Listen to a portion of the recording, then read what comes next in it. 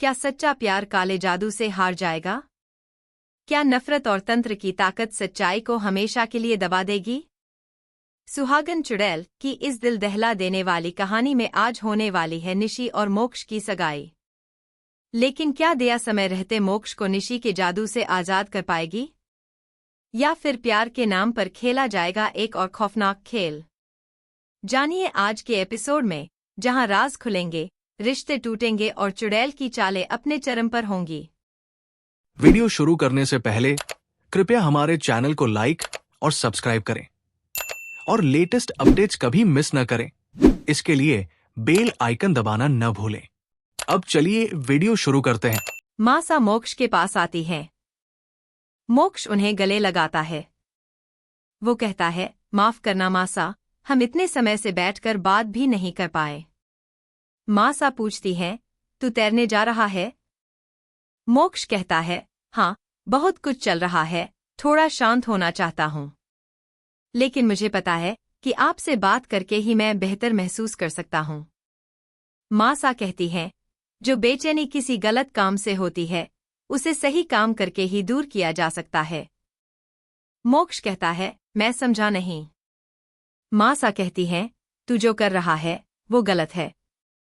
मेरा बेटा कभी गलत नहीं कर सकता। मैंने तुझसे ये उम्मीद नहीं की थी।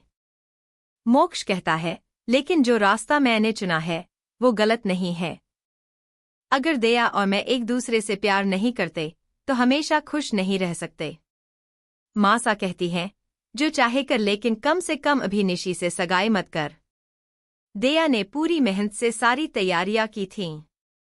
अगर तू उसी दिन, उसी जगह, उसी साज सज्जा में निशी से सगाई करेगा, तो दया को बहुत ठेस पहुंचेगी। ऐसा मत कर। निशी बार बार मोक्ष को कॉल करती है। मोक्ष मासा को छोड़कर चला जाता है और कहता है, दया को भी आगे बढ़ना होगा, जैसे मैंने किया। यही सबके लिए बेहतर है। दया छुपकर निशी के कमरे में होती है। मोक्ष निशी के पास पूल में जाता है। वह कहता है, जब भी मैं तुम्हें देखता हूँ, मुझे एक खिंचाव सा महसूस होता है, जैसे तुम मुझे बुला रही हो। निशी कहती है, इसे ही प्यार कहते हैं। अब तुम्हें मेरे सिवा कोई और नहीं दिखेगा। दया उन्हें देखती है। मोक्ष निशी के करीब आता है और उसका चेहरा छूता है। दया की आंखों में आंसू आ जाते हैं। निशी कहती है, दया मेरे कमरे में क्या कर रही थी? और मैं उसे देख क्यों नहीं पाई? दया भागकर अपने कमरे में जाती है और रोती है। वह कहती है, मोक्ष कभी ऐसा नहीं था। उसने कभी सीमा नहीं लांघी थी। वह कहता था, सब कुछ शादी के बाद ही होगा। इस लड़की ने जरूर कुछ किया है। दया वैद्य जी के पास जाती है। वह उन्हें एक जड़ी बूटी दिखाती है। वैद्य जी कहते हैं, ये बहुत पुरानी है, अब आसानी से नहीं मिलती। इसे तंत्र मंत्र में इस्तेमाल किया जाता था। दया कहती है, मुझे ये निशी के पास से मिली है। वो कहते हैं, लगता है निशी ने मोक्ष को वश में कर लिया है। दया कहती है, कृपया कुछ कीजिए। मुझे बताइए कैसे मोक्ष को उसके वश से बाहर निकालूं।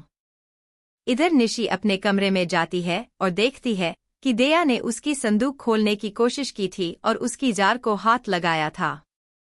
रचना कहती है, दया ने अभी तक मेरा आउटफिट डिजाइनर से नहीं लिया। मोक्ष के पापा मासा से पूछते हैं, हरी सिंह कहाँ है?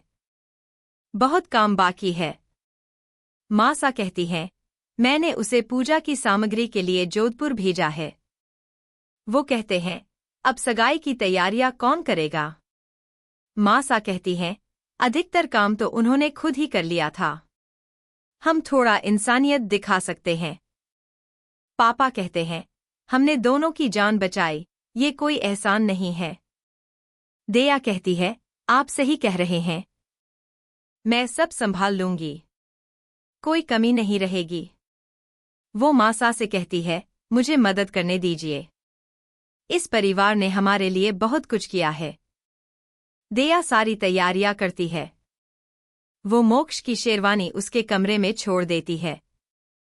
वो देखती है कि मोक्ष ने उसके फोटो को हटा दिया है।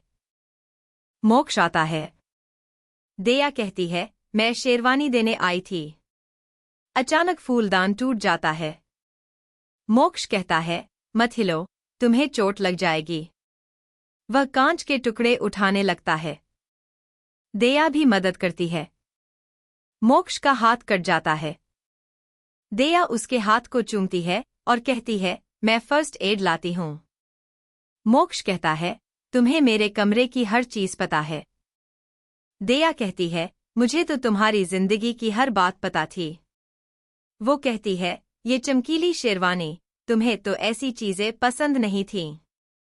तुमने तो खुद क्रीम शेरवानी ऑर्डर करने को कहा था।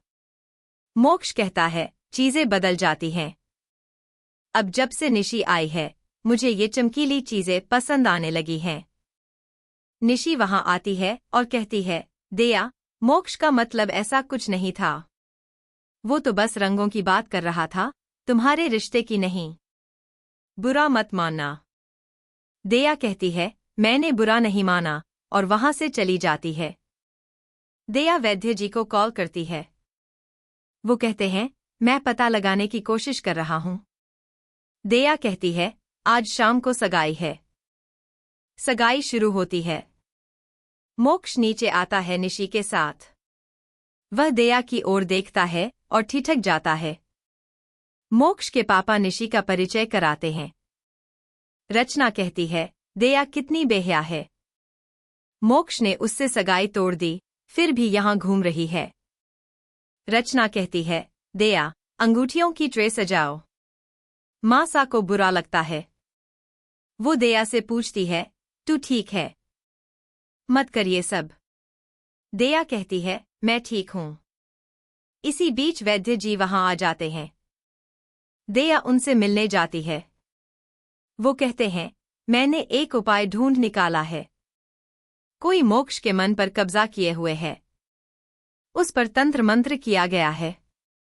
अगर ये द्रव्य उसे सुंघा दो, तो असर खत्म हो जाएगा। निशी वैद्य जी का पीछा करती है। बिल्ला उसे रोकता है और कहता है, ये इस इलाके का सबसे प्रसिद्ध वैद्य है, बहुत चालाक है। निशी पूछती है, ये कौन सी शीशी दे रहा है? कुछ गड़बड़ है। हमें पता लगाना होगा। दया वैद्य जी को धन्यवाद देती है। निशी दया का पीछा करती है। वह उसे रोकने की कोशिश करती है, लेकिन उसकी शक्तियां दया पर काम नहीं करतीं। दया सोचती है, मेरा लॉकेट क्यों चमक रहा है? वह उसे छुपा लेती है। वो मोक्ष को देखती है।